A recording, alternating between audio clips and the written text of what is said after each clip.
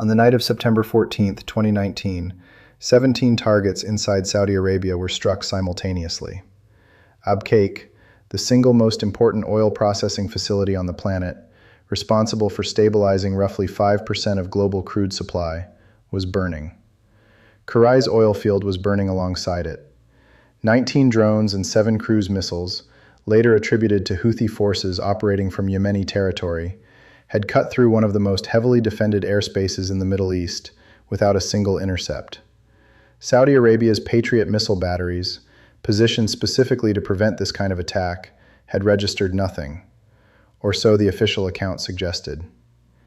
In the next couple of minutes, I want to show you what the technical record actually reveals, why the response from Riyadh was measured to the point of silence, and why the full picture of how that airspace was penetrated has never been formally disclosed.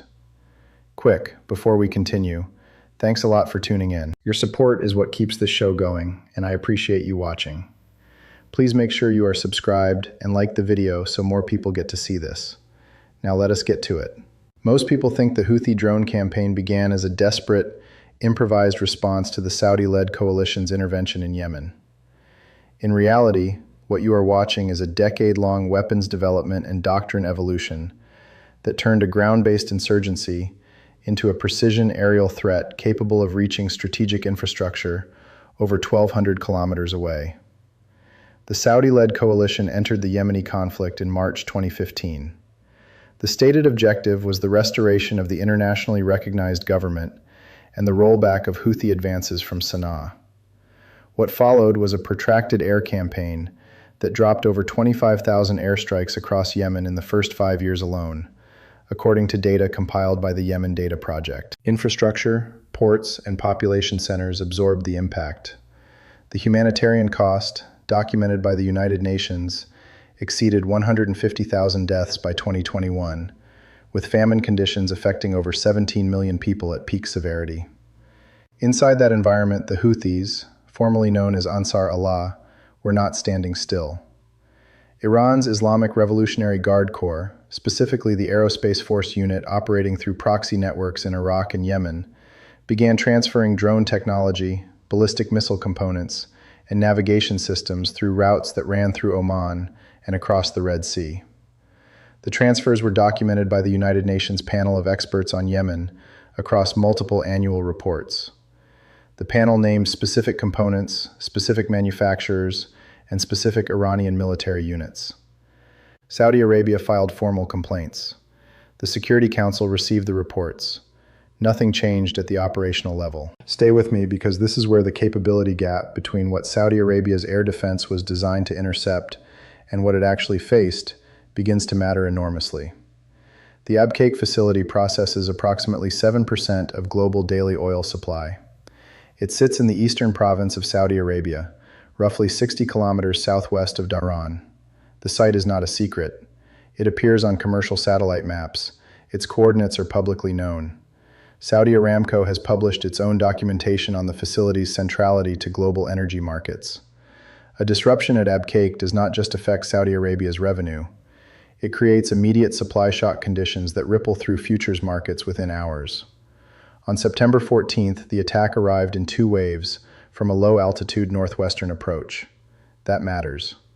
The Patriot Advanced Capability 3 systems, designated PAC-3, deployed around the eastern province, are optimized for ballistic missile interception. They are designed to engage targets descending from high altitude at high velocity. Cruise missiles flying at terrain following altitudes below 100 meters, and slow-moving drones flying at 500 to 1,000 meters, using pre-programmed waypoint navigation, represent a fundamentally different threat profile. The radar coverage had gaps in exactly the altitude band being exploited. Footage circulated on social media showed a wall of flame visible for kilometers. Satellite imagery released by Planet Labs and analyzed by the Middlebury Institute of International Studies showed 19 direct impact points across the Abqaiq facility. 17 of them hit stabilization spheroids and gas oil separation plants with precision that U.S. officials, speaking on background to the New York Times, described as consistent with GPS-guided terminal guidance. Most people think the Houthis claimed responsibility, and that settled the attribution question. In reality, U.S. intelligence assessments, as reported by the Wall Street Journal, and later corroborated by a report from the United Nations, indicated the launch point was not Yemen. The trajectory analysis placed the origin inside southern Iraq, or possibly northwestern Iran. The Houthis claimed the strike. Iran denied involvement. The United States and Saudi Arabia pointed toward Iran. The Security Council debated, and Abqaiq was burning. The drones identified in post-strike debris analysis were predominantly delta-wing designs, matching the Iranian Qasef-1 and its successor variant, the Qasef-2K, a system derived from the Ababil T airframe. Wingspan approximately 3 meters. Payload capacity between 20 and 30 kilograms of high explosive. Effective range between 150 and 1,500 kilometers depending on the launch platform and fuel configuration. The cruise missiles recovered were identified as a variant of the Ya Ali, Iran's domestically produced air-launched cruise missile adapted for ground launch. The coordination required to launch 17 platforms simultaneously and have them strike within a narrow time window across a distributed target set requires more than basic insurgent capability.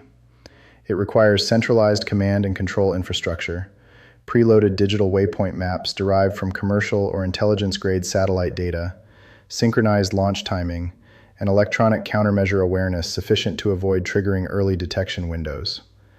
That is not a capability assembled in a Yemeni cave. That is a capability transferred, trained, and operationally integrated over years. Saudi Arabia's air defense expenditure at the time of the attack exceeded $78 billion annually, making it the third largest defense spender in the world by proportion of GDP. The kingdom had purchased PAC-3 batteries, THAAD systems were being evaluated, and the Royal Saudi Air Defense Forces operated a layered radar network across the eastern province.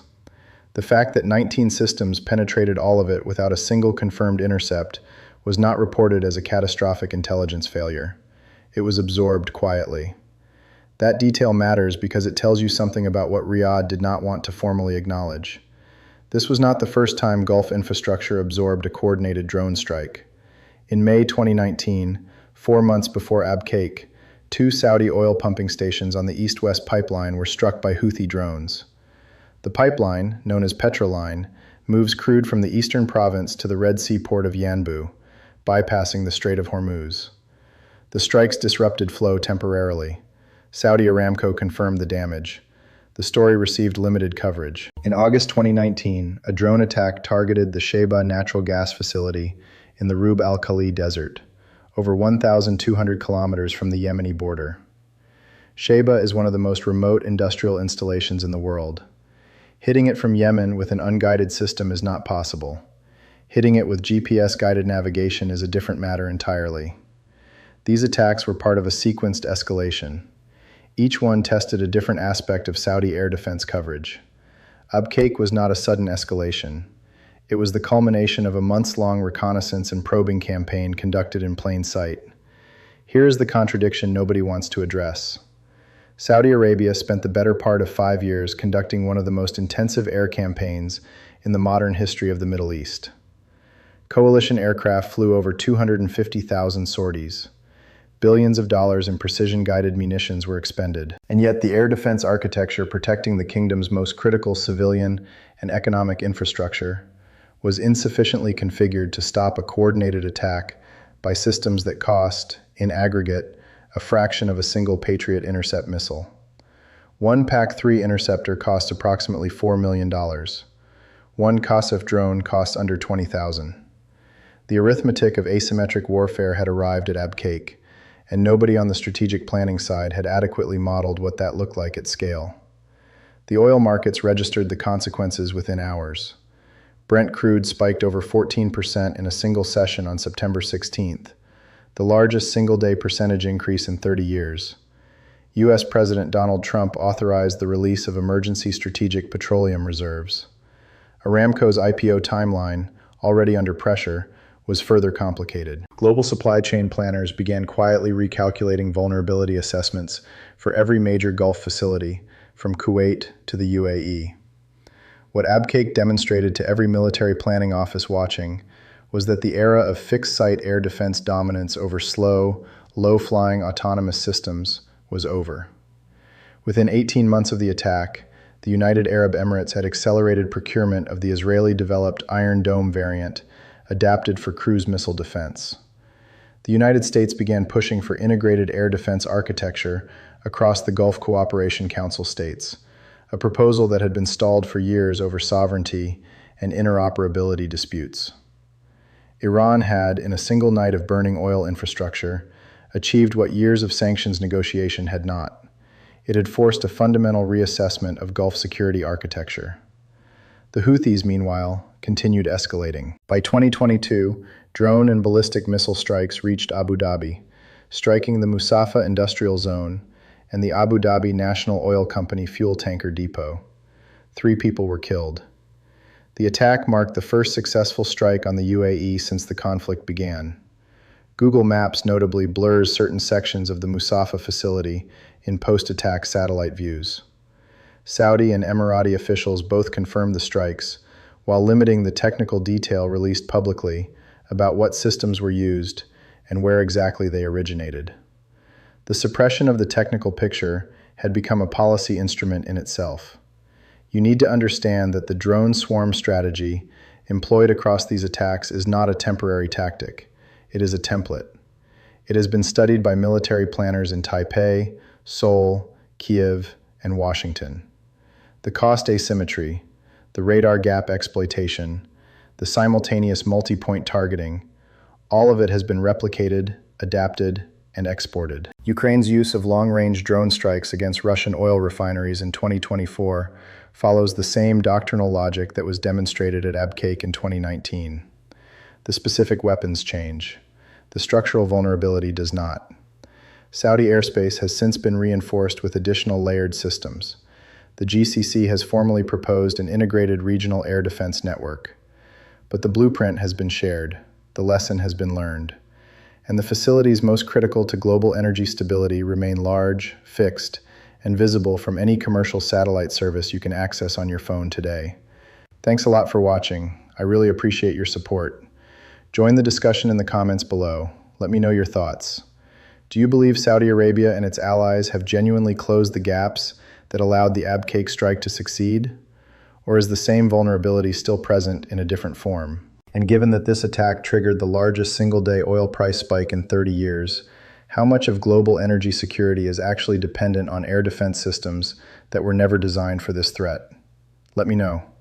Please subscribe and like the video if you want to stay updated, and click the video on the screen to see another.